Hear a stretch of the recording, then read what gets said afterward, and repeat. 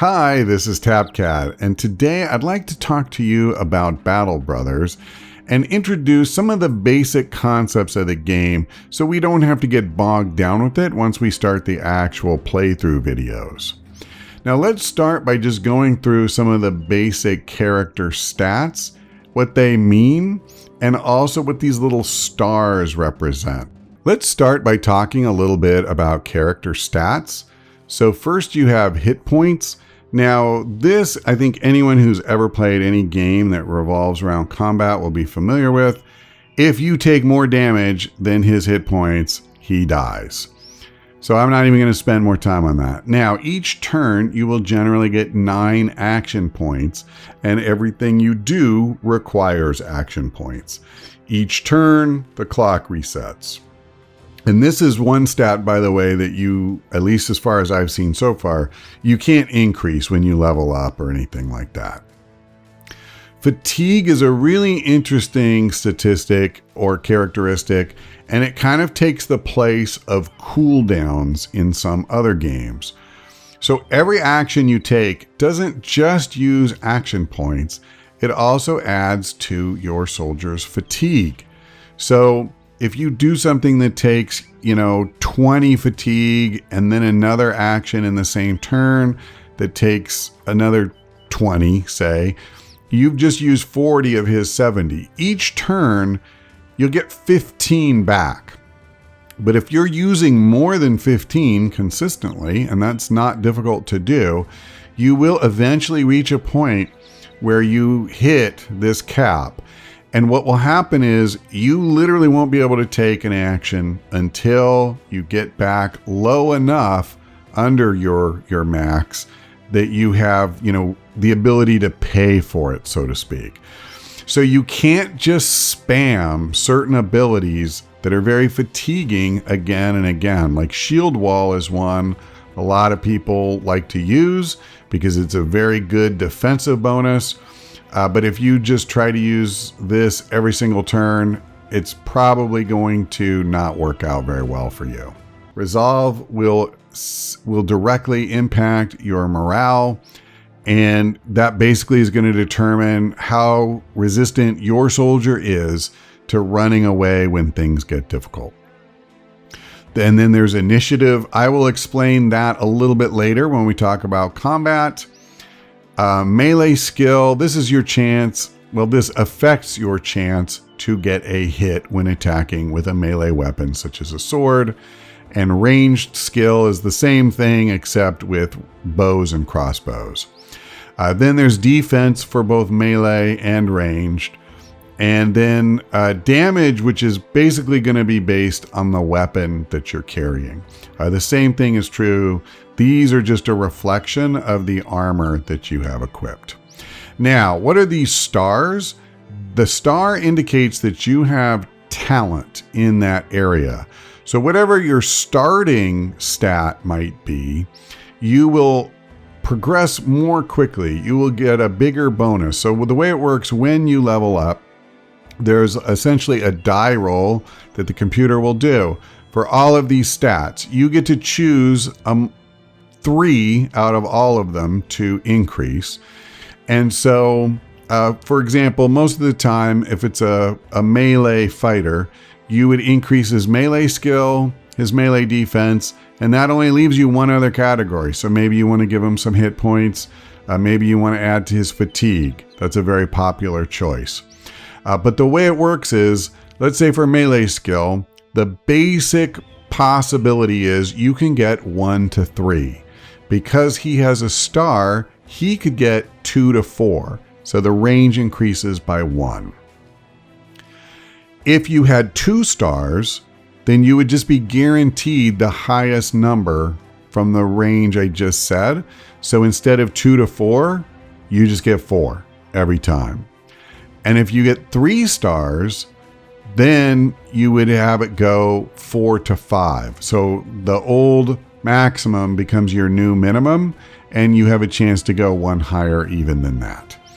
So there's no guarantee you'll get 3 stars, as you can see. Wolfram doesn't have 3 stars in any category. And in fact, neither does this guy, neither does this guy. This guy does. So in ranged combat, he has the potential to be quite good if I wanted to put points into that.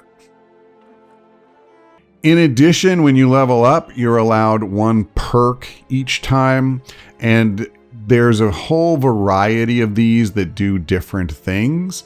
So depending on how you want to use it. So for example, if you have someone with high ranged attack and you plan on keeping him in the back line with a bow or something, then you probably won't care as much about perks like Colossus that add to your hit points because you think, well, maybe I won't take that much damage. But then there are others like Bullseye that focus on ranged combat you might want. So again, I'm not going to go into all these specifics, but one of the things that I think is really cool about Battle Brothers is that it isn't just tactics on the battlefield and nothing else you do affects it. It's very much a kind of holistic whole.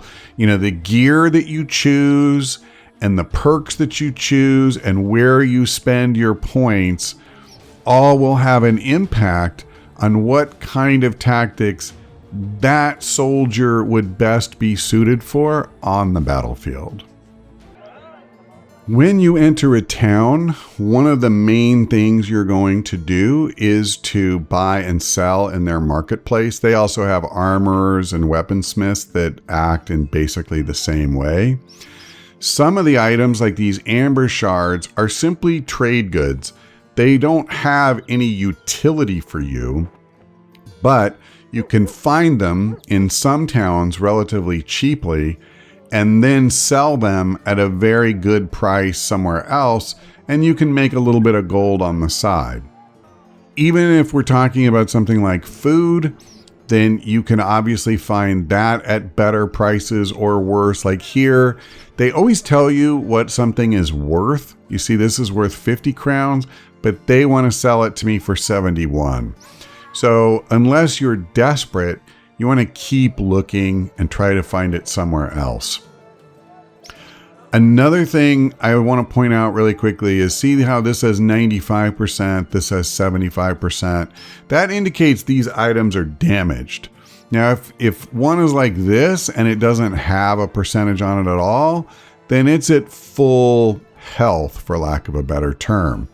But like this at only 37% is pretty badly dinged up. Now, it will not function at its full capability when it's damaged, and you can both buy it cheaper and it will sell for less when it's damaged. So just one thing that's a little bit of a trap you should be aware of. If you buy something damaged because you want to save gold, like this is only 16, right? Just realize that when you buy this and equip it to one of your soldiers, you'll use up some of your tools and supplies to repair it because they will automatically repair anything they're carrying. It costs you 281 gold in this town to buy a stack of 20 tools and supplies. So that's 14 gold each. You very rarely will see it for less than about 180, and it's usually going to be 200 or a little more. So let's call that about 10 gold on average that you're going to pay for each one of these. If you use up even a few of those, you would have been better off to just pay full price for one of these that was, whole and not damaged. And so there's kind of a false economy. If you buy an item that was relatively inexpensive to begin with, and you buy one damaged to save a few extra gold. Another key part of the game is recruiting new brothers to your little band. Now you can check their background. So for example, militia is usually pretty decent because of the fact that they have some military training and their starting skills will usually be a bit better. In this guy's case, he is also level 2, so you will get a little bit more mileage out of him right from the start. But there's a variety of other roles. This guy was a peddler. We have a servant, a monk, a fisherman, and so on. There's quite a few of these different backgrounds, and they'll tell you just a little bit about what you can expect from, those various things. I will say, especially in the early game, you pretty much just want people who are cheap, because you don't have the resources to worry about whether they're going to have the best of the best stats.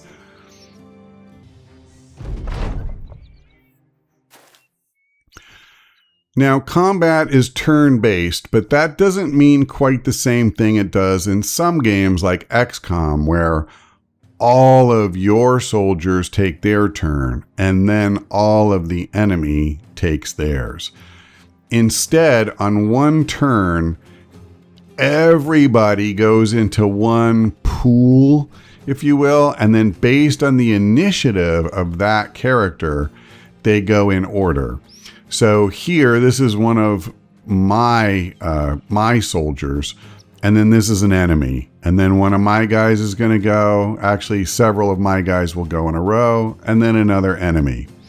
So I will go into way more detail once we start the actual series, but I just wanted to point out, some of the most basic elements here.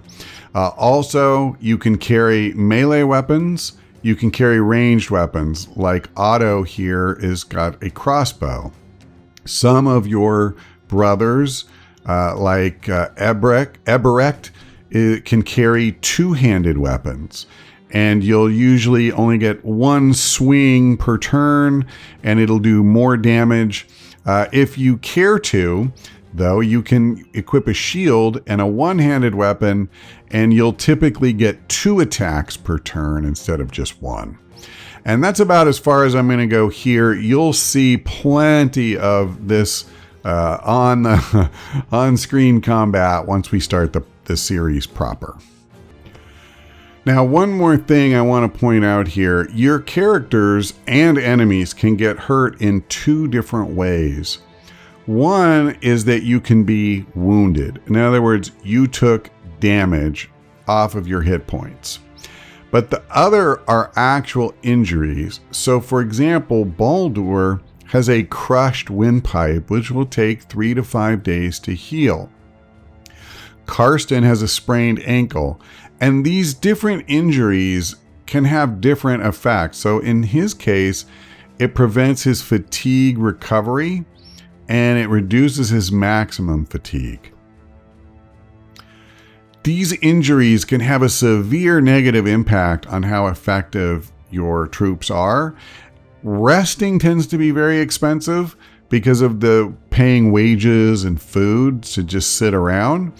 But you do have the option of going to a temple in some towns, and you can pay gold, again, kind of expensive, to heal them faster. I believe it cuts the healing time in half.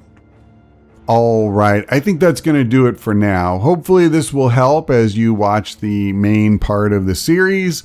Thanks for watching. I hope we see you next time.